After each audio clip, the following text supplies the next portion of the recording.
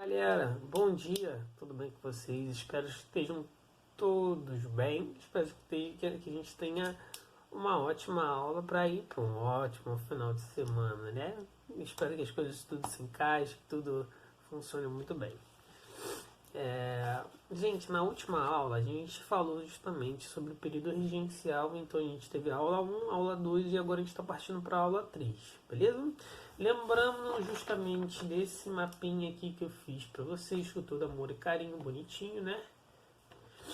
Eu quero que vocês já tenham com ele em mãos, para quê? Para a gente conseguir explicar algumas coisas, alguns pontos melhor, beleza?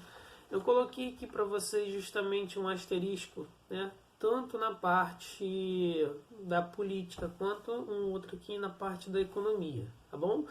Porque a gente tem que falar hoje sobre isso e algumas características importantes, né, sobre a política e a economia do Brasil nesse período. Show?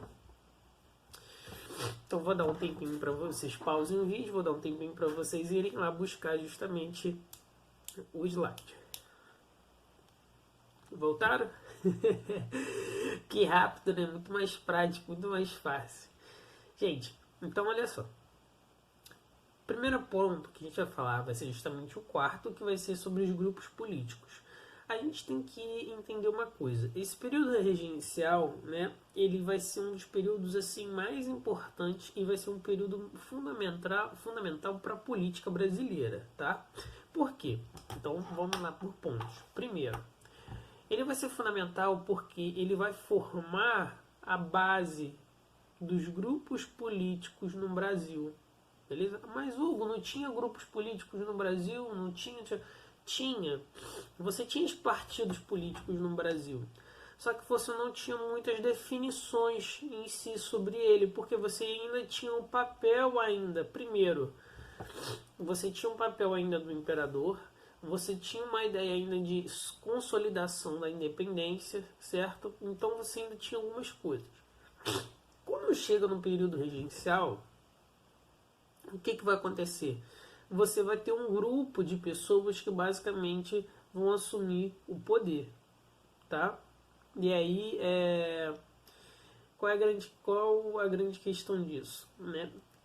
Quando o Dom Pedro II ainda ele era criança, né, vai surgir justamente uma elite política para conseguir se consolidar no poder. E é nesse momento justamente que nasce essa elite política no Brasil, tá bom?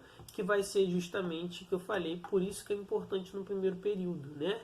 Você ter um surgimento das elites políticas no Brasil. É nesse momento que ela surge, nesse momento que ela é construída, quando ela começa a ser definida. Então, como vocês viram lá, né, a gente vai ter o Partido Conservador, que é o Partido Português, o Partido Brasileiro, né, que é o Partido Liberal, e o Partido Moderado e o Partido Liberal Exaltado, tá bom? Primeira coisa que a gente tem que falar sobre o Partido Português, né? Bem, lá em 1823, quando estava ocorrendo lá a Constituição no Brasil, né?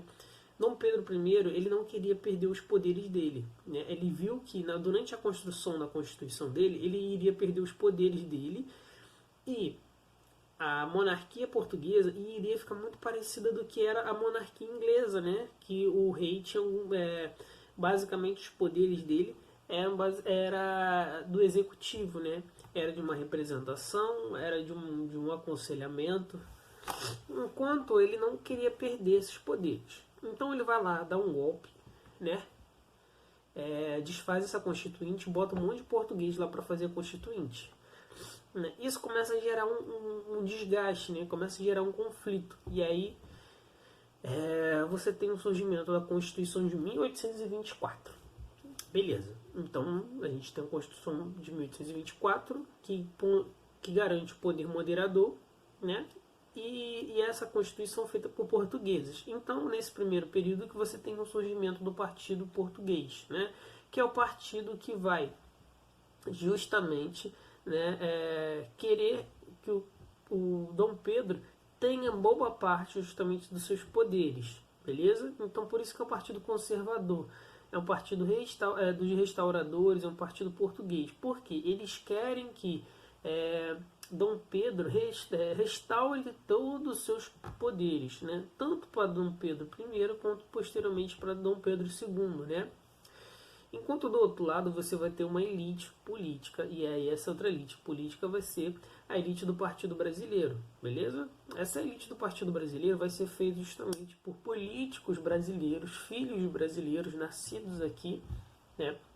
Muitos deles eram deputados na formação da Constituinte e depois, com um golpe que o Dom Pedro I deu na formação da Constituinte, deixaram de ser deputados, deixaram de ter o seu cargo ali na Constituição da Constituição. E o que acabou acontecendo, né? Você vai ver que a gente vai ter uma grande divisão entre os dois grupos do Partido Brasileiro. Você vai ter o Partido Brasileiro moderado e o Partido Brasileiro exaltado, né? O liberal moderado e o liberal exaltado. Essas duas características são importantes porque, né? Eles vão se consolidar basicamente nesse período regencial, beleza? Então, assim, um pouco depois da Constituição, um pouco depois do Partido Português, né? E eles vão se consolidar não só durante esse período regencial, mas posteriormente, certo? Posteriormente, dentro das ideias de uma república. Por quê? O Partido Moderador Liberal, né? Ele era muito mais favorável, tudo bem, a gente tem um rei, show, né? A gente não precisa ter um conflito. E aí a gente faz o seguinte, olha, a gente muda as coisas através da lei e tal, da ordem, a gente continua com uma monarquia. Essas eram as ideias do Partido Moderado. Enquanto do outro lado você vai ter o Partido Exaltado, que ele tinha ideias mais republicanas. Ele queria justamente tornar o Brasil uma república. E aí isso é importante porque a gente vai ver que algumas das revoltas que vão acontecer durante o período regencial vão ser marcadas justamente por esses ideais liberais, né? Esses ideais justamente republicanos, beleza? Então, assim, por isso que ele é importante também a gente falar desse partido nesse primeiro momento, tá? E esse partido exaltado, ele queria realmente estar uma república no Brasil, só que ele era uma minoria, né? Era uma minoria por quê? O Partido Conservador, se a gente tem que olhar então os outros partidos. O Partido Português era um partido feito basicamente, né, de antigos fidalgos, né, filhos de portugueses, e também portugueses que vieram lá junto com a família real em 1808, né? Então, assim, eles já tinham cargos políticos altos aqui no Brasil, na administração, então eles tinham um domínio político muito importante.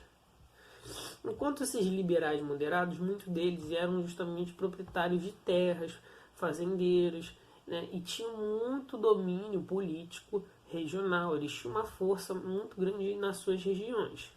Enquanto os liberais exaltados eram mais feitos por intelectuais, eram muito mais feitos por advogados, por pessoas mais que tinham ideais um pouco mais diferentes, mas faziam parte de uma elite mais intelectualizada, beleza? E aí a gente começa a criar essas características entre eles. Então espero que aqui todo mundo tenha entendido. Outro ponto que a gente vai falar é sobre as questões da economia, né? A gente tem que lembrar que o Brasil nesse período, né, era um momento muito difícil. Por quê? A gente estava no início, né, da independência do Brasil, né? A gente tinha completado aí no máximo 10 anos, né, da independência do Brasil, e durante o processo de independência do Brasil, né, a gente vê quando o Dom João VI, quando retorna para Portugal em 1820, ele leva basicamente todas as riquezas que existiam no Banco do Brasil, deixando só o Banco do Brasil vazio pra gente, para encher de novo, né? E qual o grande problema disso? A gente tem que construir tudo do zero, a gente tem que construir uma riqueza do zero, sem financiamento, sem dinheiro, né? E a gente já está falando de uma época onde o dinheiro já era algo muito relevante e importante. E segundo, que a gente acabou gastando muito dentro para com o quê? Para conseguir o processo de independência. Por quê? Dom João VI sai, leva todo o dinheiro, a gente proclama a independência sem dinheiro, né? E aí começa a pagar indenizações para Portugal, empréstimo para a Inglaterra. Então, assim, a gente começa, né, na vala, gastando o que não tinha. E o que vai acontecer? Só que a economia do Brasil nesse período não era uma economia forte para a gente conseguir pagar tudo isso, sabe? A gente ainda tinha muitos problemas, porque a gente vai ter ainda a guerra da Cisplatina, que vai ser a guerra com o Uruguai, né? Pelo processo de independência do Uruguai, e aí a gente vai gastar muito dinheiro lá, e toda guerra gasta. E a economia do Brasil não era uma economia muito forte, né? Por quê? A gente ainda era um país agrário nesse período, então tudo que a gente produzia era da terra, né? Por mais que tivesse um país muito grande, não era um país industrializado, por mais que já tinha ocorrido a Revolução Industrial. E também o Brasil tinha um acordo econômico muito forte com a Inglaterra, né? Que barrava qualquer produto comercializado de outro país, né? Dando quase exclusividade a produtos industrializados à Inglaterra. Segundo que essas questões econômicas, como era feita a economia do Brasil, né? A economia do Brasil era basicamente feita do seguinte modo: tinha acabado o ouro, então o período de riqueza também tinha acabado, né? Tinha acabado o ciclo do ouro, e a gente meio que voltou, né? Retornou ali para um limbo, que era o retorno, que era dois fatores importantes, né? O primeiro é o algodão lá do Maranhão, que o algodão estava valendo uma boa grana, certo? Que era levado para as fábricas inglesas. Segundo, era a questão da borracha, né? Lá da Amazônia. Então, tipo, estava valendo uma grana. E terceiro, o retorno da cana-de-açúcar, né? Então, assim, o que basicamente sustentava o Brasil eram produtos que você deveria produzir muito, certo? Para poder ter um lucro razoável. Então, qualquer alteração nisso daqui, né, você alterava justamente a produção. Mas por que é importante falar de economia? Economia, né, a gente tem vocês diferentes de outras turmas, né, a gente tem que pensar que a economia é fundamental para a sustentação de qualquer sociedade, né, de qualquer governo, de qualquer organização, né? Sem uma economia sólida, sem uma economia organizada, sem uma economia que leva ao progresso, ao desenvolvimento, você vai o que você vai ter? Crises econômicas fortes, beleza? E aí isso vai gerar vários ciclos também de conflitos políticos. Então a gente tem que entender isso. Se você tem uma economia fraca, igual você tinha no Brasil nesse período, isso vai acabar levando também a conflitos políticos. É muito meio do que a gente vê hoje em dia no Brasil, né? Você tem uma economia instável, né? Que aí sobe e uma hora desce, e aí você gera também mais desigualdade, mais conflitos. Só que as pessoas ainda não entendiam muito bem esse conceito de desigualdade, mas sabiam que existia muita pobreza, né? E pobreza sempre vai levar justamente a lutas, a brigas, a conflitos. Então é isso que a gente tem que começar a entender. O quanto que a questão política no Brasil é importante, como ela se organiza e como ela funciona. O quanto que a economia também pode levar justamente a conflitos, né? A conflitos justamente no ponto, na questão relacionada ao comportamento social e ao político. Então por quê? Se todos esses políticos também que fazem parte, né, estão lá no Congresso, estão no Senado, que estão fazendo parte justamente da regência trina, da regência una, né? Eles fazem parte da economia? Fazem.